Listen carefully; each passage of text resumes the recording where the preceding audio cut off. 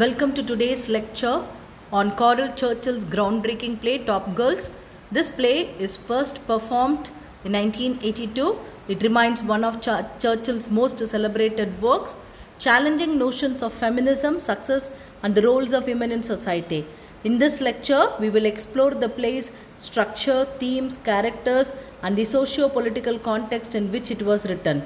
Let's begin by understanding the playwright herself. Caryl Churchill was born in 1958 in London. She is a prominent British playwright known for her experimental and feminist approach to theatre. Her works challenge traditional narrative forms and question societal norms, especially concerning gender, power, and politics. Churchill's background includes studying at Oxford University, and she rose to prominence in the 1970s and 1980s. Her notable works such as Cloud 9 and Serious Money continue to influence modern theatre. Her feminist themes in Top Girls critique patriarchal institutions and explores women's roles in contemporary society. Top Girls is one of Churchill's most well-known plays. It takes a critical look at the cost of female success in a capitalist system. The play is notable for its all-female cast, which blends historical, mythical, and contemporary women's stories. It interrogates the nature of success, gender, and the sacrifices women must make to achieve what society defines as top or ideal success. Through this complex narrative, Churchill critiques the limitations women face despite their accomplishments. The play was written during the era of Margaret Thatcher, the first female Prime Minister of the United Kingdom. Thatcher's political agenda focused on individualism, economic success, and conservative values, which Churchill critiques through the character of Marlon. The play reflects tensions within the feminist movement at the time, specifically the divide between career-driven feminism and a more inclusive working-class feminist agenda. Churchill uses this context to explore how gender, class, and politics intersect, showing how different women experience empowerment and oppression. Structure of the play.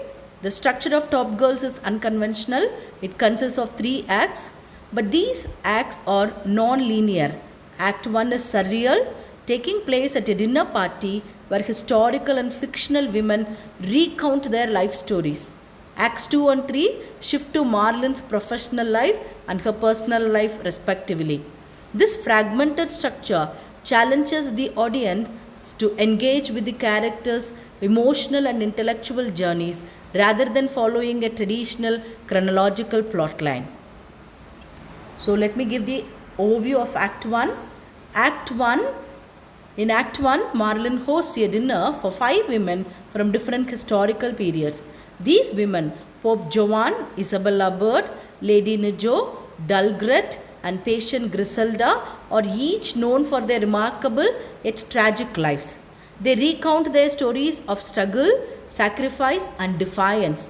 This act sets the thematic tone for the play, emphasizing the shared struggles that women face across time and the costs associated with their endurance and achievements in a patriarchal world. The characters at the dinner in Act 1 each represent a different aspect of women's historical struggles. Pope Joan, a woman who disguised herself as a man to rise to a position of religious power. Isabella Bird, a 19th century explorer who defied gender norms. Lady Nijo, a concubine and Buddhist nun from medieval Japan. Dulgret, a warrior woman from Flemish folklore.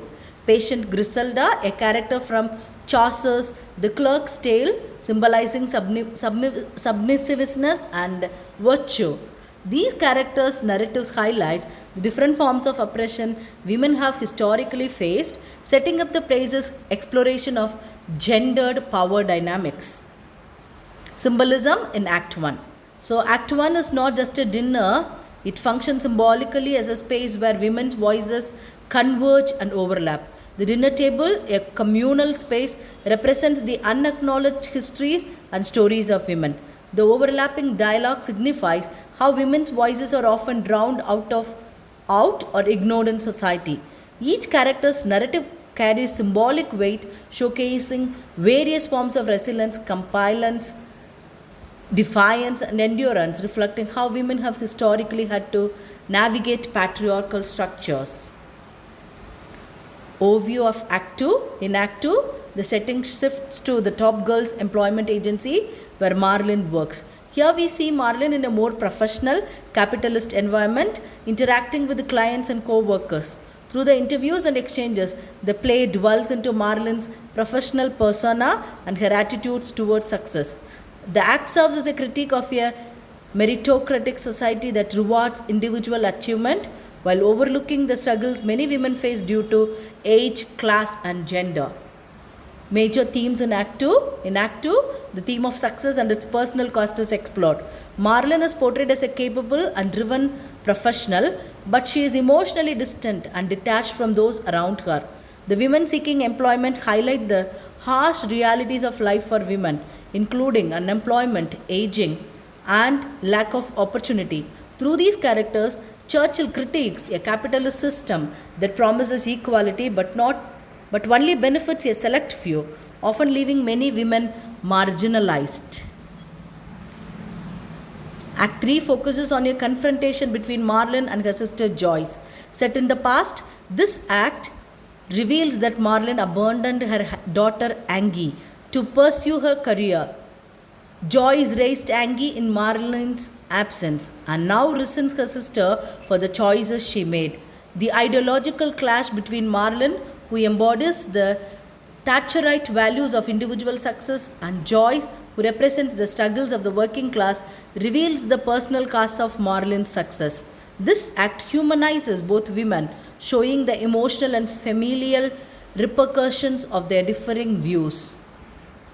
So, Marlene is a complex and multifaceted character. On the one hand, she symbolizes the modern career woman, ambitious and independent. On the other hand, she also represents the contradictions within individualistic feminism. While she achieves professional success, her emotional detachment and ethical choices, especially abandoning her daughter, highlight the limits of a feminism that focuses solely on individual empowerment without considering its broader social implications. So, Marlene is neither a hero nor a villain, but a woman shaped by societal and personal factors. Top Girls provides a critique of liberal feminism, which prioritizes personal achievement over collective empowerment. Churchill questions whether individual success truly advances gender equality, especially when it ignores systematic inequality. The play also advocates for a more inclusive, socially aware feminism that considers the experiences of all women, not just those who achieve success within the existing capitalist system.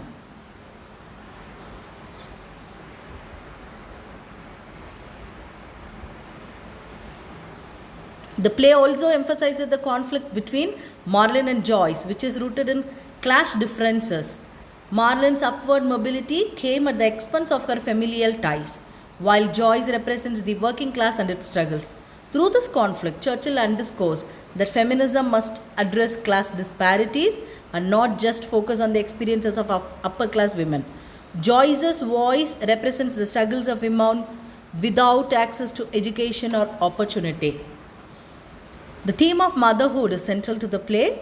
Marlene's decision to give up her daughter, Angie, for the sake of her career speaks to the painful choices women must make when balancing family and professional aspirations. Joyce, who raises Angie with a little support, represents another side of maternal sacrifice. The play critiques societal structures that force women to choose between career and motherhood, highlighting the emotional and practical toll of these decisions. Churchill's use of overlapping dialogue is a unique feature of Top Girls. This technique mirrors real-life conversation where interruptions and fragmented speech patterns often reflect the complexity of human relationships. The fragmented dialogue in the play highlights the difficulties women face in being heard, particularly in emotionally charged or difficult discussions. It also highlights the disconnection between characters, even when they are physically close. So, the play also employs non-linear narrative. Top Girls challenges traditional narrative conventions with its non-linear structure.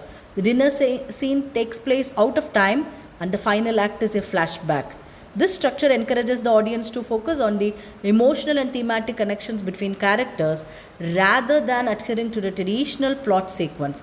Churchill uses this nonlinear approach to provoke critical thought about the meaning of success and the cost associated with it. Throughout the play, everyday settings such as the dinner table, office, and kitchen are used symbolically to explore the ways in which women navigate power, identity, and survival.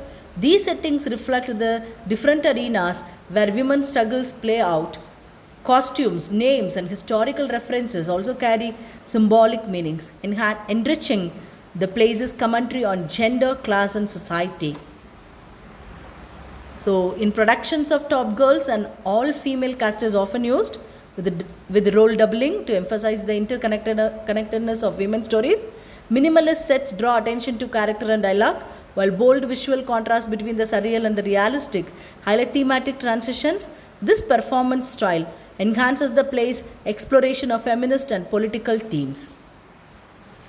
So, Top Girls has had a profound impact on modern theatre, particularly feminist theatre. Its innovative form and political critique have inspired countless playwrights. The play is widely studied for its bold approach to adhering gender, class, and societal expectations, and it remains a staple in drama curricula across the world. The play has received widespread acclaim for its originality and powerful message. Critics praised Churchill for her emotional depth and her willingness to challenge established norms. Top Girls is frequently studied for its contributions to feminist and political theatre, though some critiques focus on its abstract structure and pessimistic tone. Top Girls continue to resonate with contemporary audiences. Its exploration of gender inequality, class struggles, and societal expectations remains highly relevant today. The play challenges viewers to reflect on what real progress for women looks like, making it a landmark work in feminist theatre history. Churchill's writing style is characterized by episodic structure, poetic language, surrealism, and a deep commitment to political engagement. Her innovative use of dramatic juxtaposition and non-realist techniques makes Top Girls a powerful work of theatre that continues to inspire intellectual and emotional exploration. So, to conclude, Top Girls is a seminal work that interrogates the meaning of success, the role of women in society, and the cost of empowerment in a patriarchal world. Through its layered characters, fragmented narrative, and symbolic richness, the play remains a vital text in both theatre and gender studies. It challenges us to rethink what true progress for women looks like and remains relevant to contemporary discussions on gender and class. Thank you.